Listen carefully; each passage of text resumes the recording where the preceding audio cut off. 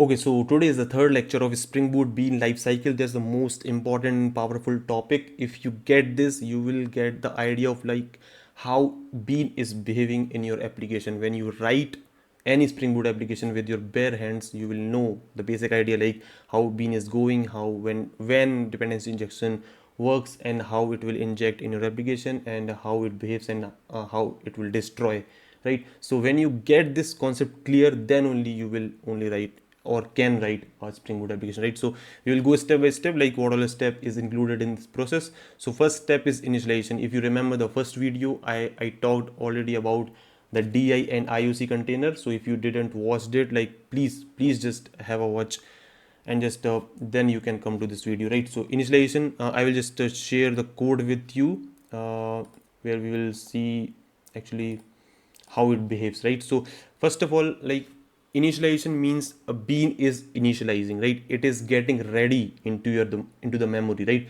It is not yet ready because dependency injection is like it is pending.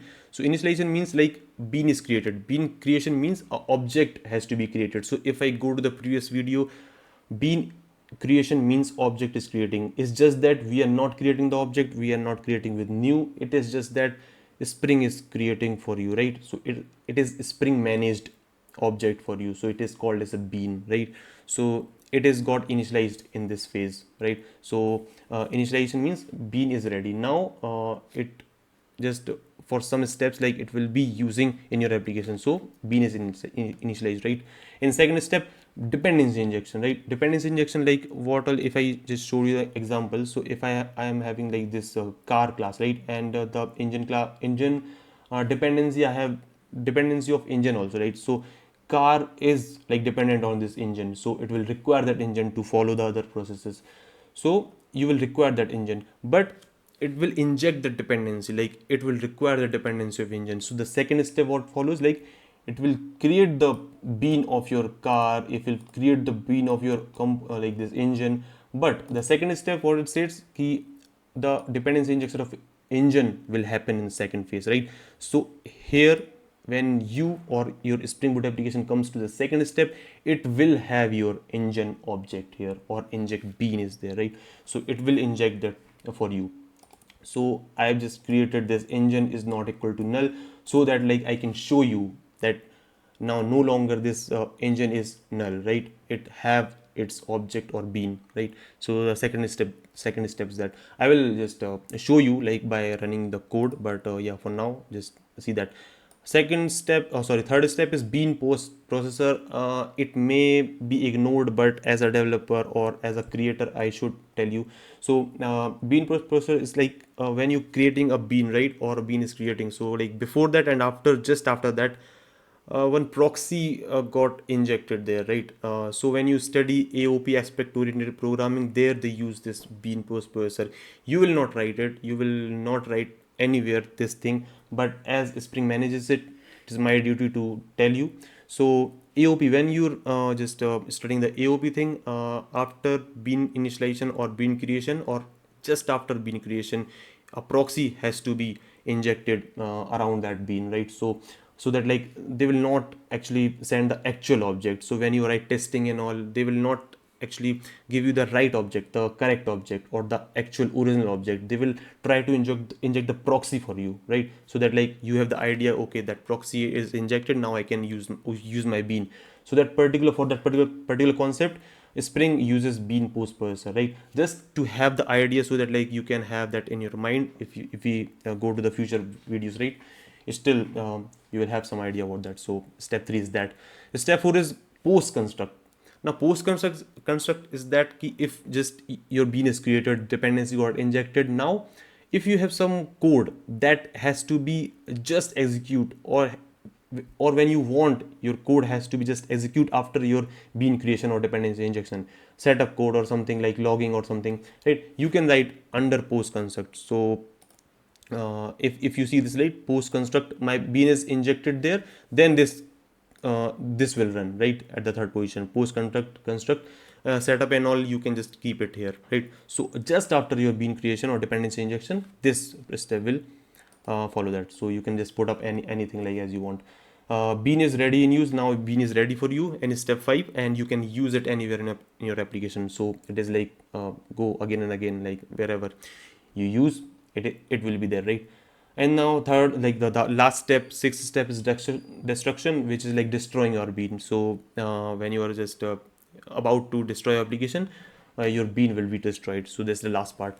Yes, the one thing I'm just only need to tell you, like only singleton class follows destruction, or it will destroy for you only for singleton. Like there are like multiple scopes are there, prototype, session, request. Like we are not talking about here, but yeah, so like what all the first video and the third video, like this video, what all like we created only singleton, which is a default singleton default behavior of any Spring application, right? So for singleton it will destroy bean for you, but if you are writing any prototype or something, then you need to create or you need to destroy your application, right? So it is our duty to destroy it. But for singleton it is like, okay, so it's an interview question also, so I told you, right?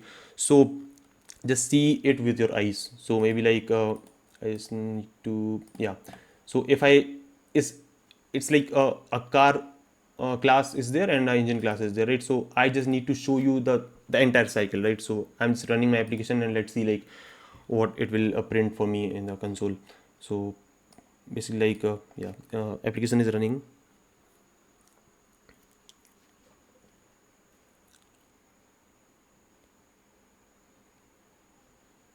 So I have this thing coming came up like engine, right? So engine created like this bean has like created. So since its bean is created already or initialized, its constructor should be initialized, right? So engine is created, right? The second is car constructed, engine is already available, true, right? So as you go to the car, this thing is got executed. Why? Because like car has also created its constructor, like created its bean, right? So this constructor is called and the car is constructed, right? And then the third thing is that key now the third thing is coming, key dependency got injected right here.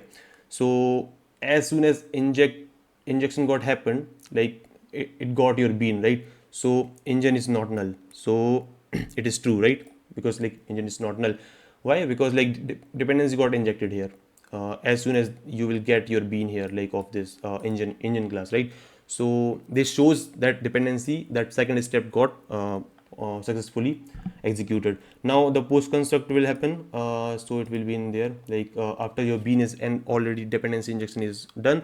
Now post construct, so it will execute this step and engine is running. So yeah, now engine is running. So yeah, so the thing is like since like body start, I just call this engine dot start after construction of your bean, so it will execute that thing, right?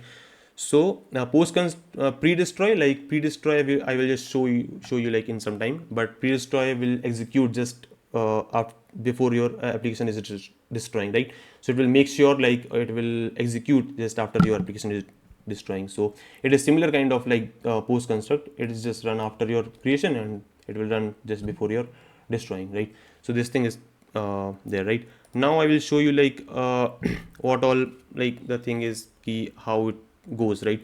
So actually there are three things that you need to keep remember. Post construct you can apply in three directions or you can apply in three ways. Post construct is the production level thing which you can use today's level, but if you see any legacy code or something, and if you see any old code where they use other methods also, so it's my duty to just show you that thing also, right? So it's like post construct we already saw, so I'm just not digging deep into it. But yeah, now you have like the second step, which is like using after property set. So it is kind of similar, the post construct, it is the timing is also same as your post construct, but the difference is only it will tightly coupled with your Spring interfaces, some of the interfaces of Spring, right? So it is said that like mostly the teams or the developers do not follow this after property set because it is tightly coupled with your Spring framework, which is like sometimes it is not needed and it is not like behavioral or it is not like recommendable to use. So and in the case of PostConstruct, like it is not tightly coupled. It is coming from Jakarta or something, right? So it is like beneficial to use this since it is not like tightly coupled with your Spring framework, right? So it is like widely used. But yeah, since it is tightly coupled, we just ignore it sometimes. But as you can see in your old code and something, so that's why I'm just telling you. So this is the second thing, and third thing, you can you can use that init method, where this will only be used when when your application having a third party bean or something, right? So if I have this init method and I need to call this warm up method, then I can call as soon as this warm up is created, right? So you can do this with init method, right? It is not widely used, but if you're having third party app, there you can use this. But in the third party app you can use PostConstruct also, there's no problem, right? So as soon as I need to show you, so I just showed you. So init method, warm up, and then warm up will created as soon as your bean is created of this cache warm up service bean style, right? So this thing what comes up. So this is the three things you can do PostConstruct kind of thing with these three things, right? So I just showed you. So now what I need to show you is that key just uncomment this and right. So what I need to show you, like how what I showed you, like a bean creation and then dependency injection and then PostConstruct and then PreDestroy, right? So I need to just show you like how it will be running in a sequence, right? So when I just restart my application, you will see that like first, second, and third step will run in a line, right? No matter what, it's just like not a coincidence or something, but yeah, it will run in a sequence. So that's what we all discussed, right? That I need to show you. So you see constructor executed, right? First step. Why? Because my bean is created and it's a constructor called. Now setter injection executed. I just showed you setter injection here. Always write constructor injection, man. Don't write setter injection at all. It is not recommendable, but sometimes if you do not, if you have to write, then just write it, but it is not recommendable. But right, so I just need to show you task repository. In task repository, it's been got created and got injected here, so it will be, since it's a step of dependency injection, right? So it will run the second step. So second step is setter injection executed, right? Now third step is like PostConstruct, since like I already showed you in these steps, right? So PostConstruct will run at the fourth step. So since dependency injection got happened, so it will run, so it will call as PostConstruct executed bean fully ready, right? Now when you destroy application, it will run lifecycle, the fourth one, PreDestroy. So it's about to destroy a bean, right? When you are just shutting down your application, so it will run there. So just I need to show you, so I just showed you, right? So this all the concepts you need to keep in mind, how is bean is behaving and how bean lifecycle goes on. Now the last thing I need to show you, like if I create a one like this thing, right?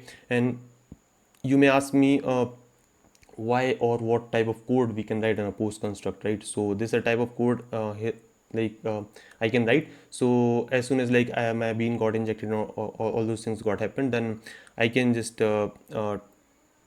see this startup things, right? You can just write a startup thing. So task manager started, and then like my application name, basically total task, complete task, all those things you can write, right? So you can see like all those consoles when you start your application, Hikari pool or something, like all those things. It's like example of this thing, right? So all those things should be at a startup level. So this thing you can a user friendly thing, so you can write it in PostConstruct, right? As per you, like it is based on your application, it is based on your thoughts. So yeah, you can do that. Now the one thing you can observe here, like I am just using a task repository dot all those methods, right? Why? Because task repository got already injected, right? Dependency injection got happened, so I can call that, right? So just that I need to show you, so I just told you about that, right? So you can write those things as well in your PostConstruct, right? So I think by this video you may now comfortable with the bean life cycle. So if you have any question, you can just ask me. Now we will move forward and we will see like all those scopes, what I've told you, like prototype, session, request, right? All those things we'll see in detail. So if you like this video, please like it and share with someone who need a Spring Boot playlist. And if you have any question, you can ask in the comments, and please like the video. If you like it, it will motivate me, and subscribe for more such videos, right? Thank you.